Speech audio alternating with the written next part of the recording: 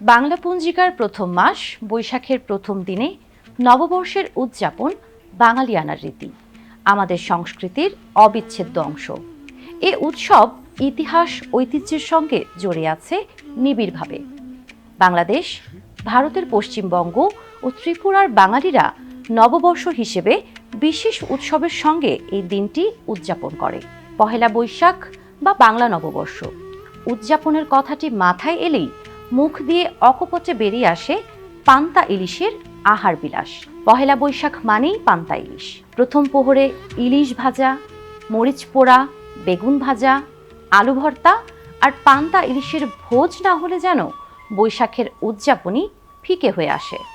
মাটির শানকিতে করে ইলিশ মাছ ভাজা, সাথে পান্তা আর পেঁয়াজ মরিচ, ব্যাস বাঙালির জিভে জল।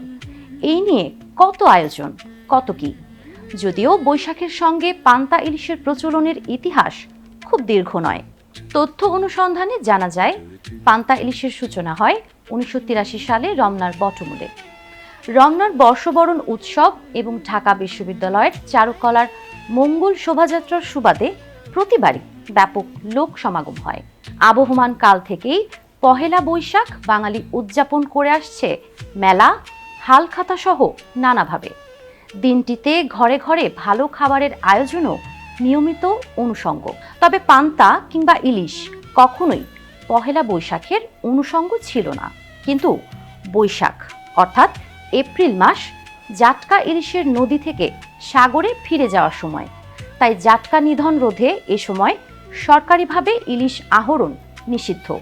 তাই পহেলা বৈশাখে ইলিশ খাওয়ার ব্যাপারে মানুষকে নিরুৎসাহিত করার পক্ষে মৎস্যবিদ সহ সংশ্লিষ্টরা।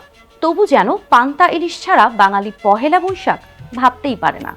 আপনার আজকের মেনুতে পান্তা ইলিশ থাকছে তো?